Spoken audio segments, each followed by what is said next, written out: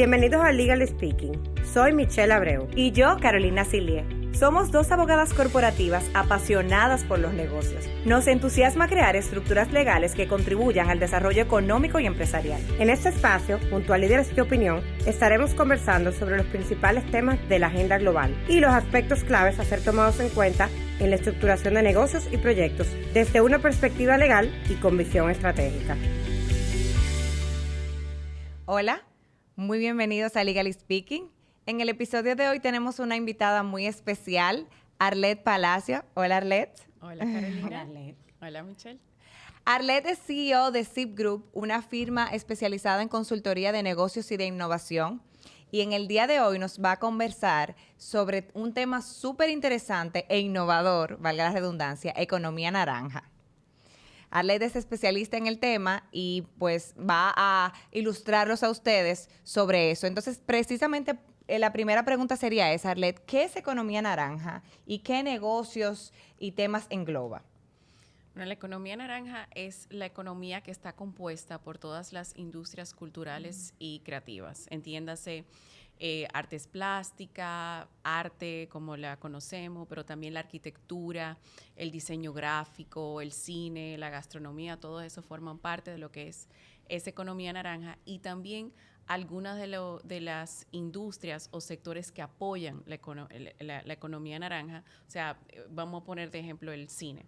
El cine tú tienes desde tramoyistas, tú tienes técnico de sonido, técnico de iluminación, tú tienes maquillistas. Todo eso también es parte de esa economía y por eso es que tiene tanto potencial. Okay. ¿Y de dónde surge este concepto que es realmente muy reciente, por lo menos que se ha estado promoviendo? ¿Y cuál es su potencial en términos de crecimiento económico para un país? Porque esas actividades siempre han estado ahí, pero ahora se está viendo como digamos, de manera conjunta, un sector de potencial crecimiento, una economía adicional dentro de lo que es la economía y todos los subrubros que la conforman. Bueno, un dato interesante es que esta economía genera unos 250 billones de dólares anualmente. No todos los países están cuantificando, o sea, el aporte de la economía naranja a su Producto Interno Bruto, pero vamos a decir, esos son los datos más recientes que se tienen. El concepto se originó hace ya unos años. No sé si ustedes han escuchado, por ejemplo, de la economía azul o la economía verde. Son unos tipos de economía caracterizados por una serie de industrias. La importancia de la economía naranja es que al final es la economía y el color naranja, que es el color de la creatividad, es la economía que va a generar las soluciones para que esas otras economías también florezcan y ahí su potencial. Muchas veces hablamos de sostenibilidad y de economía verde, pero no es tan fácil llegar a la economía verde si tú no tienes bien definido, por ejemplo, cuáles son esas soluciones que se necesitan para que efectivamente tú puedas transformar los modelos económicos para que sean más verdes. Y ahí entra también otra forma de economía, que es la economía circular. Pero no va a haber economía circular si no tenemos esas propuestas y soluciones concretas para estas soluciones que nos garanticen ese futuro sostenible. Claro, entonces la idea de categorizarla es porque como decía Michelle, ya existían todas esos rubros o segmentos que tú mencionabas al inicio. Entonces, la idea de categorizarlas es que eso te ayuda a impulsarlas, o sea, tenerla identificada de manera segmentada respecto de otras economías y entonces así poder impulsarlas y motorizarlas. Yo entiendo que sí. No, ahora mismo muchos países, por ejemplo, en América Latina, están impulsando mucho esto de la economía naranja, también como una forma de fomentar la exportación de estos, vamos a decir, servicios, claro, de estos bienes y servicios, pero también como una forma de empezar a exportar conocimiento. Que el conocimiento a veces no es algo muy tangible, pero sabemos que este es el tipo de economía que no necesita como esas grandes inversiones en activos físicos, ni necesita esas cuantiosas inversiones financieras para generar un retorno. porque al final tu principal activo es el conocimiento. Que la gente. Que la gente. Entonces, es una economía a la que apuestan muchas economías en desarrollo o muchos de nuestros países de ingreso medio alto, porque es lo que realmente nosotros no vamos a hacer, República Dominicana no vamos a ser un grande país industrial. Sí, o sea, nosotros, claro, por ejemplo, el turismo importante, pero nosotros no somos una economía como Brasil. ¿Cómo tú compites con economías como Brasil?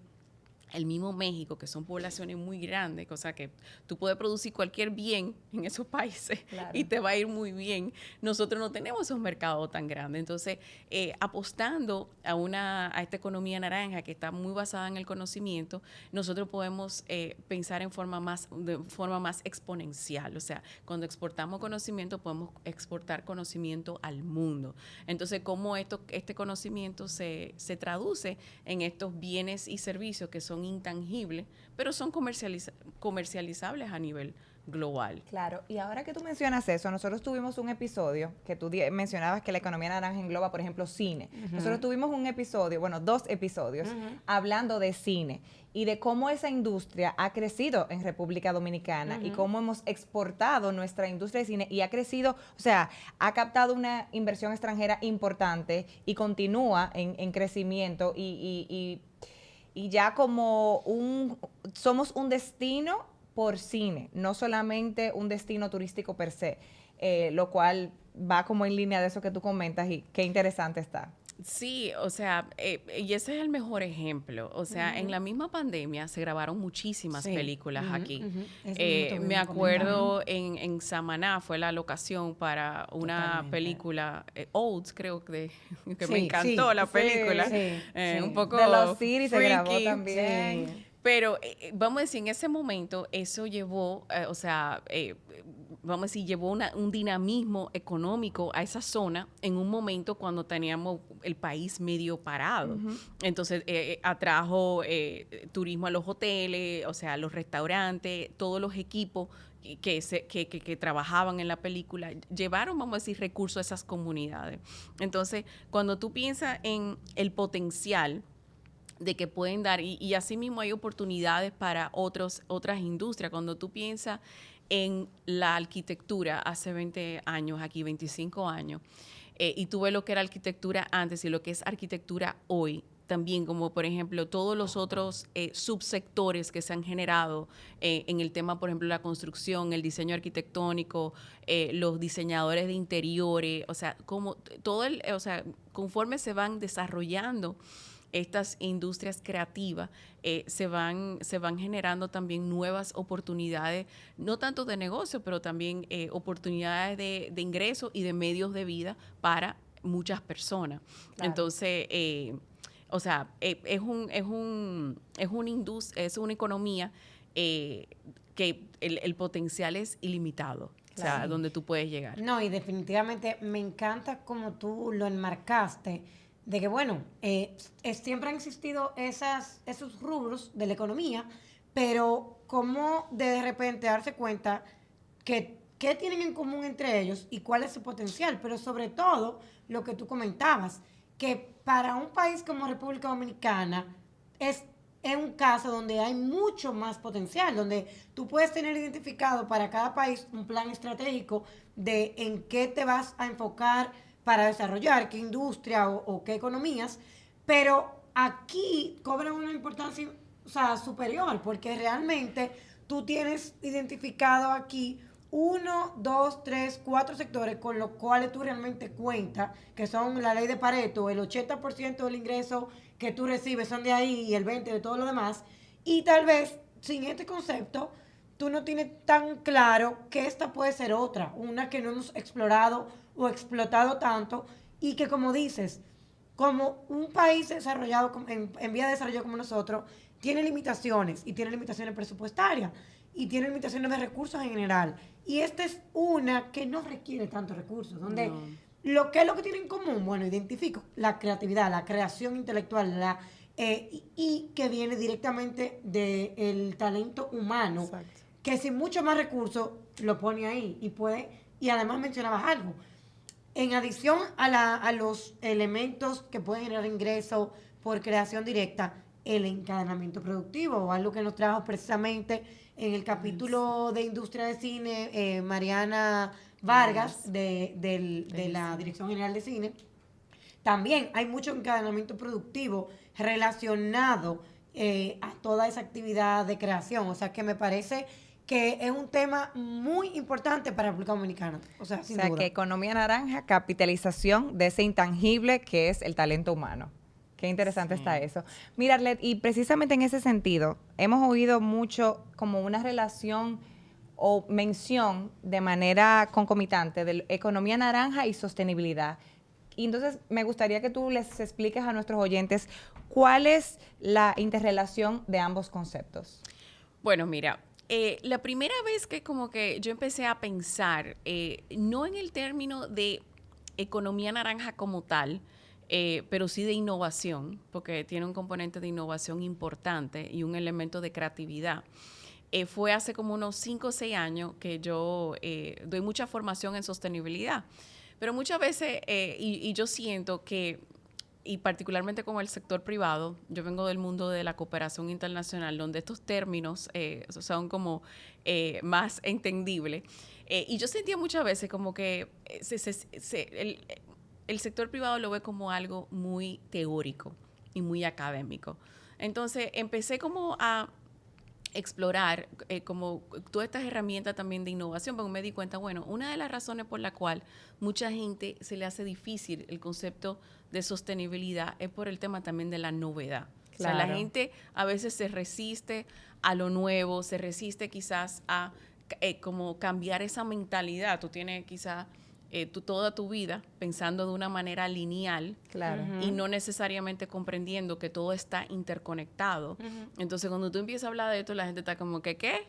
Entonces, claro. Entonces, cuando empecé como a buscar esa relación entre innovación y sostenibilidad, me di cuenta que sostenibilidad es una innovación en sí misma y que se requieren las mismas, muchas de las herramientas que tú usas para implementar innovación, para gestionar innovación, las herramientas y metodologías son las que tú necesitas para poder lograr que las empresas logren la sostenibilidad. Porque no es yo voy a bajar mi huella de carbono, pero ¿cómo tú lo haces? Claro. Cada industria es distinta. Para tú bajar la huella en la industria hotelera no es lo mismo que para bajar la huella en una institución académica, o sea, en una universidad. Claro. No es un set de soluciones estándar enlatada, que si tú haces eso, vas a obtener este resultado. No, cada caso es diferente. Entonces, tú necesitabas diseñar soluciones distintas para lograr esa sostenibilidad. Entonces, me di cuenta rápidamente que al final sostenibilidad es innovación. Entonces, es llevando las organizaciones a entender que para poder ser sostenibles en el tiempo, tú tienes que transformar tu modelo de negocio.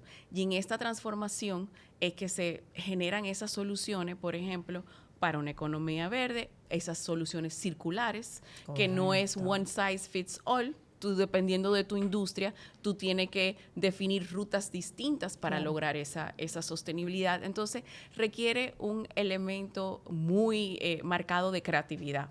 Entonces, mucha gente no entiende, o sea, ahora dice el Foro Económico Mundial, dice que la creatividad es una de las destrezas que van a necesitar los profesionales del futuro.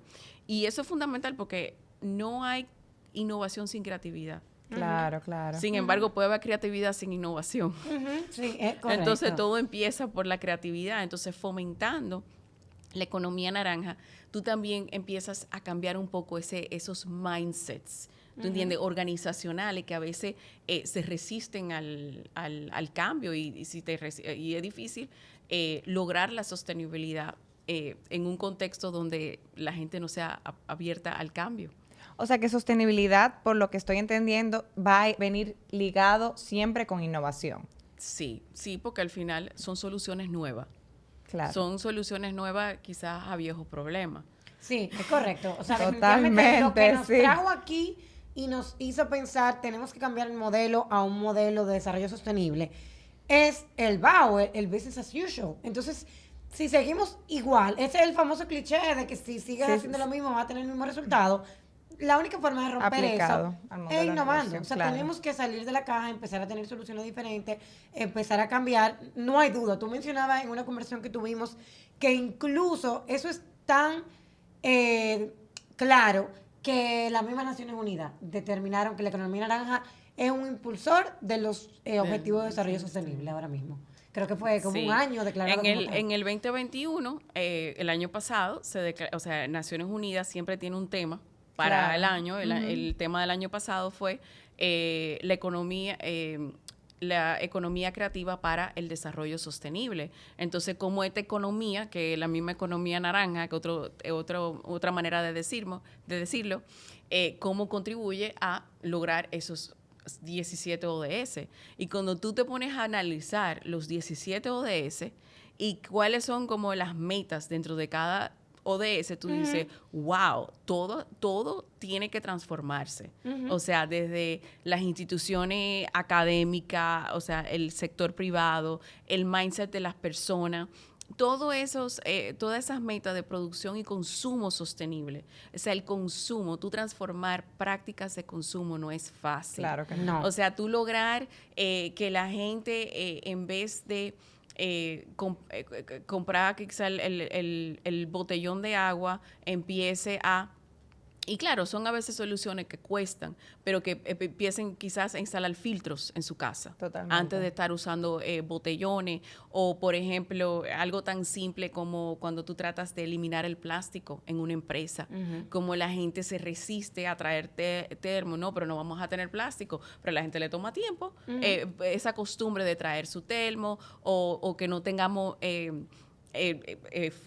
foam, no dejemos que, o sea, las mismas cafeterías y los suplidores de los platos del día, o sea, cuando una empresa de repente le dice, no, ya aquí no puede entrar foam, eso tiene un impacto. Totalmente. Entonces, todo eso de cómo tú haces esta cadena de suministro más sostenible, independientemente de tu industria, va a requerir muchas innovaciones. Eso es correcto. Claro. No, y la logística de la operación, o sea, innovación y como tú dices, tiene un precio, o sea, tiene también un costo económico. Sí, al principio. Al inicial, al al menos, inicio. para tú implementar ese nuevo modelo de negocios o ese modelo ajustado, porque sigue siendo el mismo, pero más sostenible. Sí, y también, y esto es una conversación difícil, porque tú dices, ok, o sea, es costoso, vamos a decir, financieramente, pero ¿cuál es el costo ambiental? ¿Cuál es el costo social?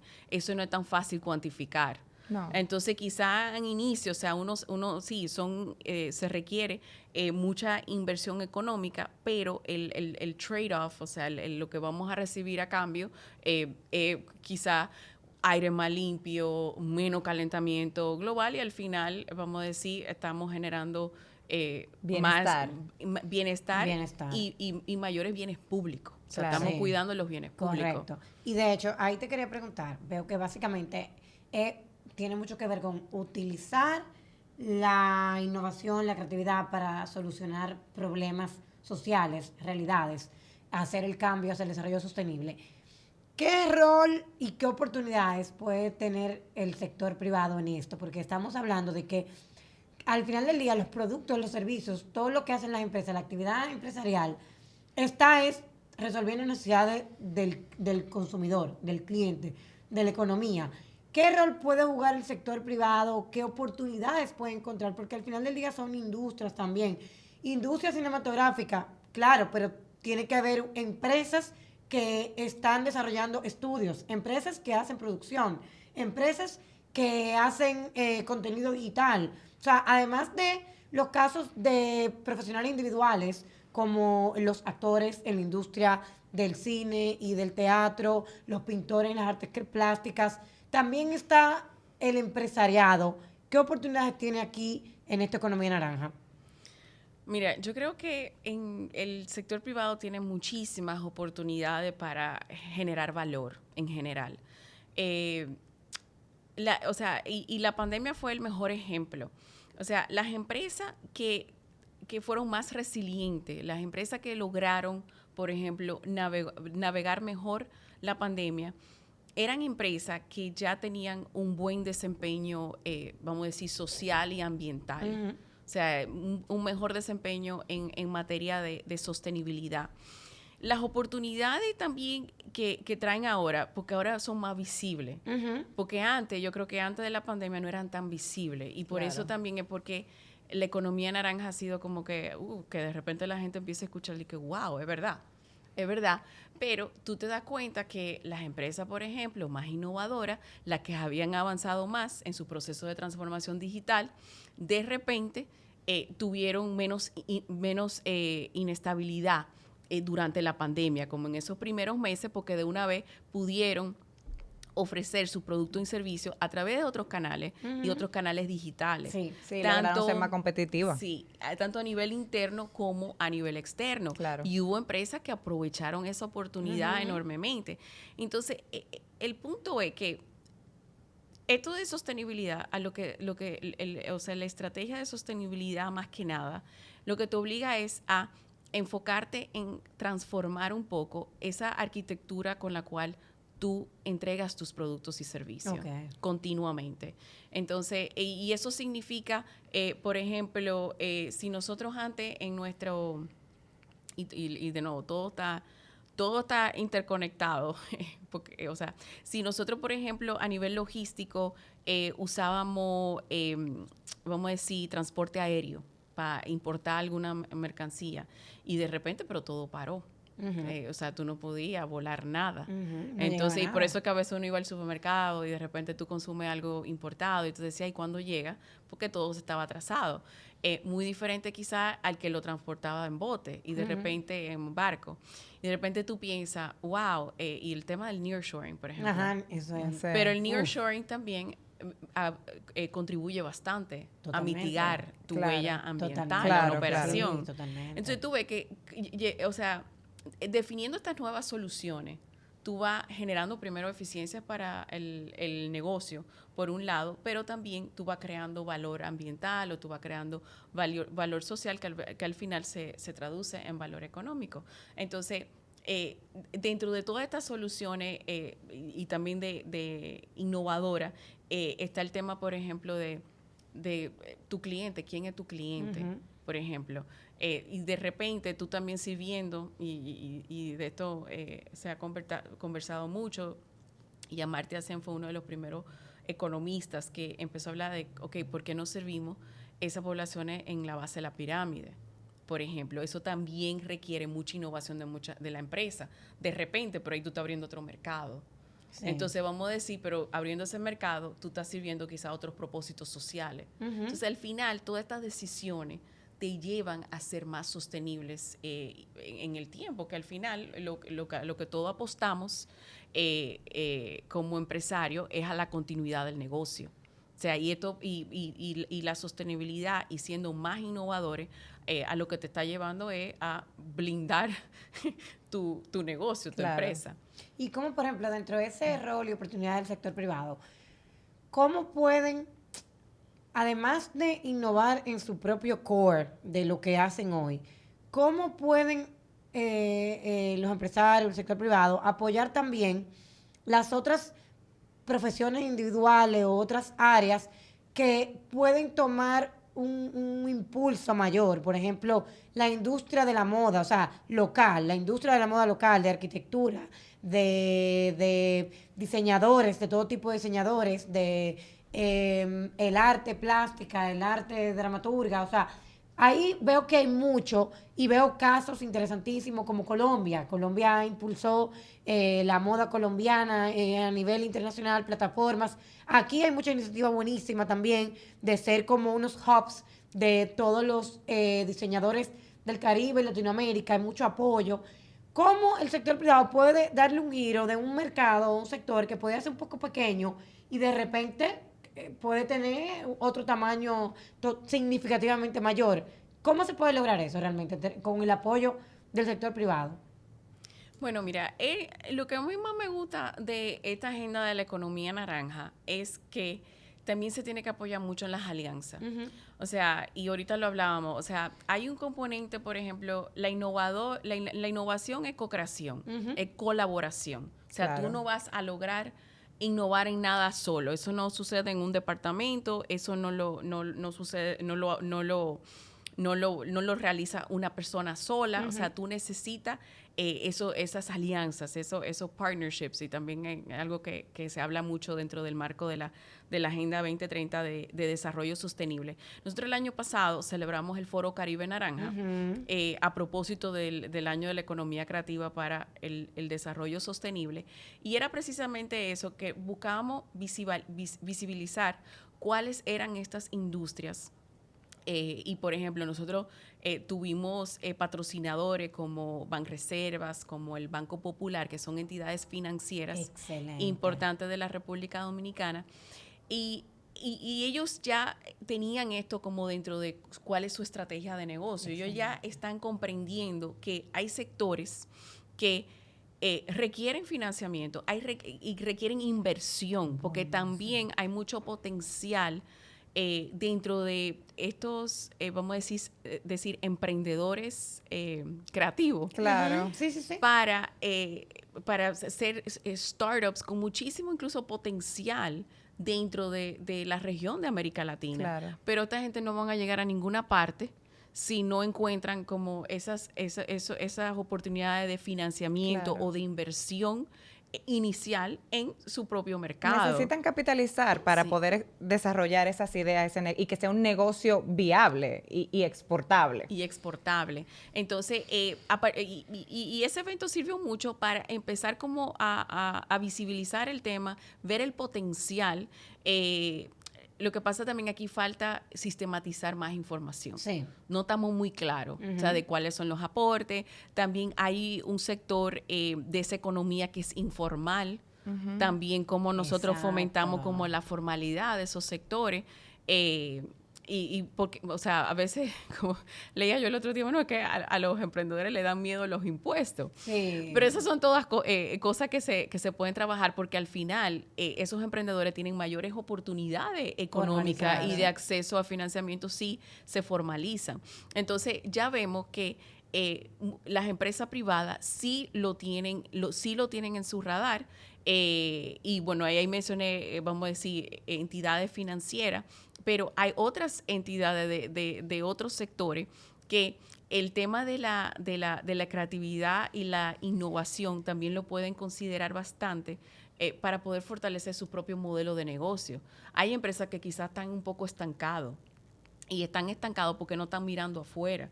Aquí hay todo un sector de emprendedores, de startups dominicanos, que de alguna manera también puede complementar el servicio o el producto que esa empresa está ofreciendo. Entonces, hay muchas oportunidades cuando uno también mira afuera de la empresa, y eso se encuentra mucho en esas industrias creativas. Eso está súper interesante, pero aquí también somos legally speaking, entonces me gustaría, por lo que tú comentas, definitivamente se necesita mucho apoyo y entendimiento y soporte, ya hablamos de la parte del sector privado, para desarrollar esas industrias, esas personas que interactúan dentro de la economía naranja. Entonces, desde el punto de vista del sector público y, por ejemplo, del marco legal, de las políticas públicas, ¿qué tú entiendes que se puede hacer para fomentar esta economía, para apoyar a esas personas, a esos emprendedores, a esos startups dentro de esas industrias, para que realmente podamos exhibir que vamos fortaleciendo nuestra economía naranja? Bueno, mira, yo y lo dije hace un ratico, o sea, todo va evolucionando. O sea, yo creo que, por ejemplo, el tema de propiedad intelectual es fundamental. Yo no tengo un conocimiento profundo de la ley, pero sé que todo lo que está requiriendo, por ejemplo, las nuevas industrias creativas, como por ejemplo el gaming, el desarrollo de software, por ejemplo, la comercialización de algunos productos digitales, todo el tema de los NFTs. Sí. O sea, yo no sé, por ejemplo, qué tan protegidas están esas invenciones aquí en República Dominicana. Se protegen, pero tienen un costo. Entonces, ahí viene el tema de cómo tú, como Estado, apoyas a esos emprendedores, a esos profesionales incipientes que van al final a aportar, porque si eso se exporta, no se exporta el producto del partnership, como tú mencionaste, de Michelle Arley y Carolina, sino es Michelle Arley y Carolina de República Dominicana. O sea, que eso también es una exposición que nos da como país. Bueno, el caso de aprender más, por ejemplo, los emprendedores creativos, los emprendedores culturales no entienden mucho estos temas de propiedad intelectual. Eso es muy importante. O sea, y me di cuenta el año pasado, yo no estaba muy involucrada en el tema a nivel legal, pero como muchísimos reaccionaron a uno de los paneles que tuvimos durante Caribe Naranja, que fue de propiedad intelectual, y de repente ellos conocieron muchísima información que desconocían. Claro. Entonces, a la hora que tú quieres como exportar estos productos a nivel global, tú tienes que tener un manejo muy importante de cuáles son tus derechos. Y mira que realmente no solamente saber los derechos, hay un marco legal que protege la creación intelectual. O sea, toda esta industria tiene un marco legal que la protege.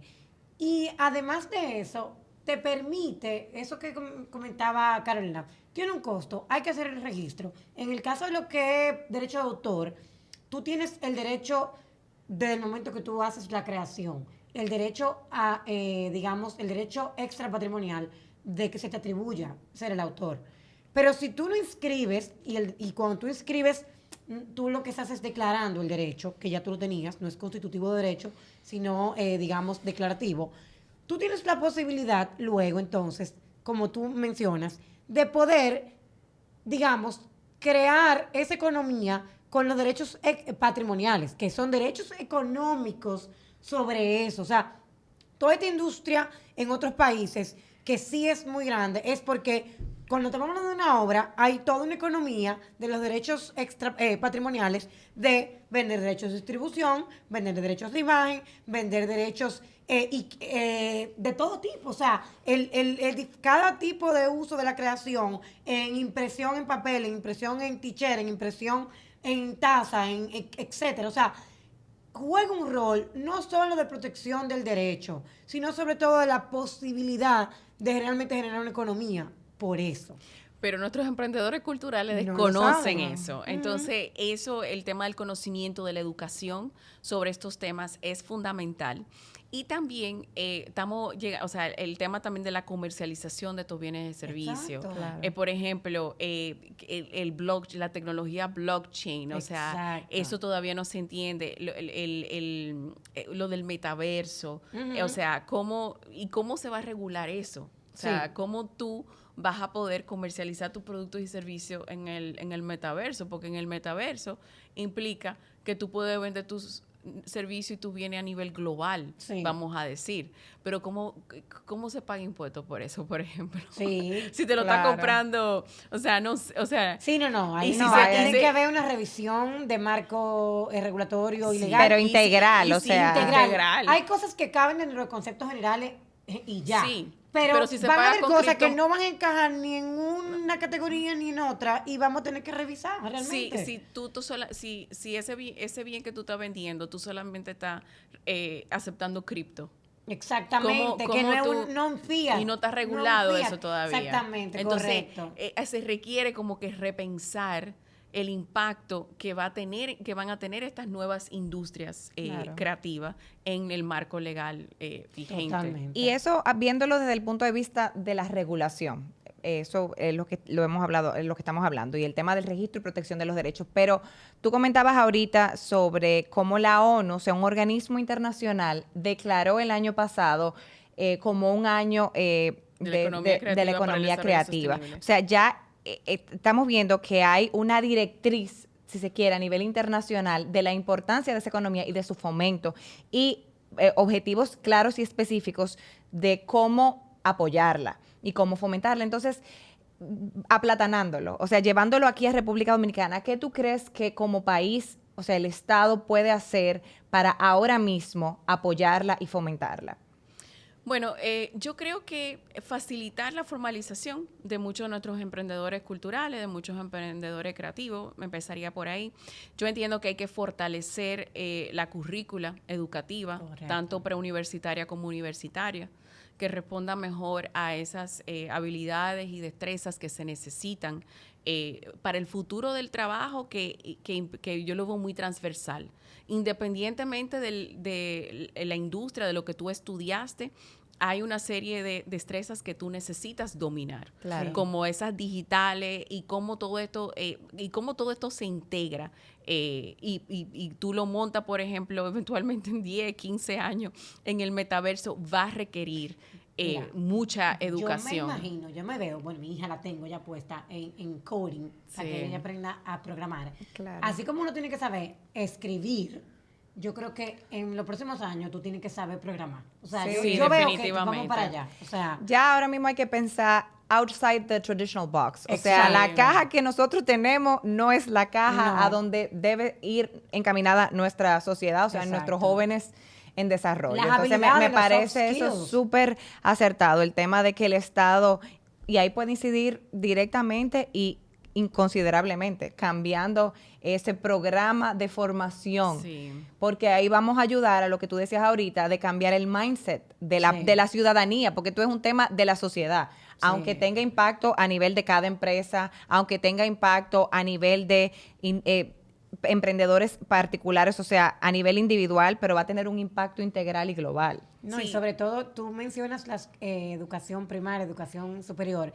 Yo creo que incluso tenemos que cambiar el modelo de educación y, por ejemplo, los técnicos, o sea, las carreras técnicas o no técnicas, o sea, la educación a nivel técnico, que ahora mismo está muy limitada la oferta, y en esos currículos, no solamente que vamos a agregar nuevas asignaturas para tener más conocimiento, es el método, porque el método tiene que estar también orientado a un mindset más crítico, más de reflexionar, de problem solving, por ejemplo. Es el tipo de cosas que hay que ver, y por eso tú hablas de que es transversal, totalmente. Si no, si seguimos con una educación basada en acumulación de conocimiento, en no pensar, en no pensamiento crítico, en no resolver problemas, tampoco vamos a llegar, porque tú vas a llegar ya al momento, a tu carrera, a ejercer profesionalmente, sin las herramientas, los soft skills para poder lograrlo. Y la revisión curricular tiene que ser mucho más dinámica. Y eso es lo que yo digo, que lamentablemente los sistemas formales de educación ya están perdiendo mucho atractivo. Porque a la hora que tú terminas una carrera, tú terminas una maestría, ya está desactualizado. Totalmente. O sea, tiene que haber sistema más dinámico de revisión curricular. No sé cómo eso se va a lograr, porque también son instituciones muy conservadoras. Totalmente. Y que no tienen el mindset que requiere, vamos a decir, esta nueva era. También quería mencionar que se requiere cuantificar el aporte de estas industrias a las economías nacionales, y también que se valore más el trabajo, por ejemplo, de los emprendedores creativos y de los emprendedores culturales, que se aprenda a pagar. Claro. Porque a veces también, o sea, no se valora lo suficiente. Entonces, por ejemplo, en otras economías esto se valora, y un pintor vive. O sea, una persona que pinta arte puede vivir. Pero aquí no todos nuestros artistas viven de lo que pintan. O sea, aquí el pluriempleo entre nuestros emprendedores culturales es muy común. Y por necesidad, no por pasión. Entonces se puede descuidar incluso la calidad de lo que es realmente su pasión y de cómo eso puede aportar, volviendo al mismo engranaje que tú mencionabas, por no poder subsistir con eso. Sí, entonces eso yo diría, y obviamente, y la revisión también o sea, empezar esa conversación del marco legal. O sea, porque va a requerir muchos cambios, porque son otros tipos de industrias ya totalmente. Ahora que te oigo de cosas que tenemos que hacer, ¿tienes un modelo de referencia, un case study, algún país que sí se haya enfocado en eso, o que sencillamente no lo ha clasificado como economía naranja, pero que tú ves que en Latinoamérica quizá se ha distinguido por un crecimiento económico vinculado a alguna actividad que es realmente parte de la economía naranja. Y que pueda ser extrapolable Exacto, a República Dominicana. correcto. Porque si Sí. decimos, bueno, Estados Unidos, bueno, pero No. estamos comparando Ni Suiza. piña con ni Con siquiera uva. fruta. O sea, entonces, Yo creo que Colombia es como el mejor ejemplo Ok. en la región. Incluso uno mismo, yo misma, a mí siempre me ha gustado mucho la artesanía colombiana. Y por ejemplo, los accesorios, las Sí. prendas colombianas, o sea, y no di que joyas, sino prenda de plata, Sí, eso sí. que es muy linda y con una terminación muy buena. Y ellos, vamos a decir, globalmente son reconocidos por su artesanía, como quizá nosotros globalmente somos reconocidos por nuestro ron, que son Sí. como temas como Ese de su marca como país. Entonces, pero Colombia le ha dado mucho apoyo a esos sectores Ya. y ellos también dentro de su estructura, vamos a decir, de gobierno, ellos tienen ya departamentos de economía naranja en varios en varios de sus ministerios. Por ejemplo, el Ministerio de Cultura, Industria y Comercio tienen departamentos dedicados a economía naranja. Entonces, esas son cosas que se pueden empezar quizá a considerar aquí. Claro. Yo creo que ha iniciado el Ministerio de Industria y Comercio, está impulsando muchas iniciativas como el directorio de carreras de estas industrias y que es lo que necesita. Empezaron a hacer ese mapeo.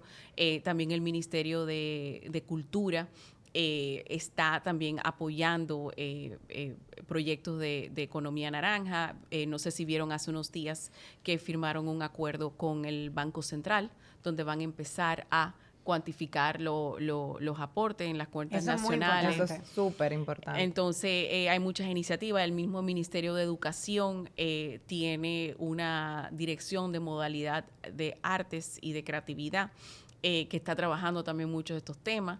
Lo Qué que yo bien. entiendo que también se requiere mucha articulación. Y yo creo que si no nos articulamos entre todos los sectores, tanto público y privado, como para la implementación como de una agenda conjunta, no vamos a poder quizás aprovechar todas las oportunidades que ofrece la economía naranja. Se requiere como esa cohesión, más cohesión entre las distintas iniciativas para que tengan un real impacto. Un plan estratégico, entonces, dual, ¿verdad? En coordinación sector público y sector privado, pero definitivamente una estrategia, porque por lo que nos comentas, esto es súper amplio, o sea, involucra muchos aspectos que ahora mismo no están en desarrollo en República Dominicana, o sea que es mucho trabajo por hacer, Sí. pero la verdad es que en función de lo que nos explicas, muy satisfactorio y que va a poner a que nuestra economía se capitalice, o sea, y que personas, o sea, qué bonito eso, esa parte, que personas se desarrollen, o sea, expandan su talento y puedan vivir de eso, industrias se desarrollen también, valga la redundancia, y sean atractivas para la inversión extranjera, que eso es súper importante. Y ahora que te escucho conversando por pequeñas iniciativas que sí se han logrado en nuestro país, pensé, tú hablabas de estrategia nacional, tenemos un gabinete de innovación y se está trabajando en una estrategia nacional de innovación. De hecho, creo que en el mes de abril está pensado el lanzamiento de la estrategia nacional de innovación del país. Tú que estás involucrado siempre en esto, ¿se ha tomado en cuenta? Yo sé que esto no es, o sea, hay una relación creatividad de innovación. Mucho de esto también se está viendo en innovación tecnológica con la otra, con la agenda digital, se van a integrar, pero ¿has visto o has de cerca, digamos, monitoreado que en esta estrategia o en este gabinete se están viendo estos temas? Sí, me consta que se están viendo estos temas. El tema de economía naranja está contemplado dentro de esa política nacional de innovación en la que se está trabajando, que se han creado mesas de trabajo para los fines de la formulación. Y también se está contemplando esa articulación, que igual esa articulación es un poco difícil porque son temas bastante nuevos. Claro. No todas las instituciones tienen experiencia manejando lo que le corresponda del tema tan amplio, porque es un tema, innovación es también sumamente amplio y va mucho más allá de tecnología. Claro. Que muchas veces la Por eso gente se enfoca mucho en esa agenda digital, pero esa agenda digital es como una herramienta de implementación. Y por eso te preguntaba por la innovación como tal. Claro. Exacto, porque ahora mismo están separados. O sea, tú tienes la estrategia, la agenda digital y la de innovación. Parte de la de innovación va a ser innovación tecnológica, pero eso es lo que quería entender. Si la otra cara de innovación estaba tomando en cuenta eso. Pero qué bueno saberlo. El tema me pareció interesantísimo. La verdad es que me encanta que en República Dominicana ya se esté poniendo en la agenda, se esté dialogando, hayan iniciativas, el sector privado se esté involucrando, porque, como tú dijiste, para un país como el nuestro, donde quizás habrán sectores e industrias que nosotros no vamos a poder desarrollar al máximo, se identifique esta como una de muchísimo potencial. O sea que de verdad, Arlet, te agradecemos muchísimo que nos hayas ilustrado sobre el tema, sobre lo que se está haciendo aquí, sobre lo que se puede lograr con esto. Y nada, y con esto, bueno, nos despedimos de Legally Speaking. Y que lo hayas aterrizado. Yo creo que eso fue fundamental en este episodio. O sea, nuestros oyentes y nosotras mismas oíamos de estos temas, economía naranja, sostenibilidad. Y bueno, en el caso de Michelle le apasiona la parte de sostenibilidad. Y aunque lo conocíamos, entender de una forma tan práctica qué es, cómo se puede implementar, qué tenemos y hacia dónde debemos ir, me pareció fenomenal. O sea que a nuestros oyentes, muchísimas gracias por su escucha. Recuerden sintonizarnos. Estamos en Spotify y en las demás redes y en Instagram como Legally Speaking RD. Hasta la próxima entrega.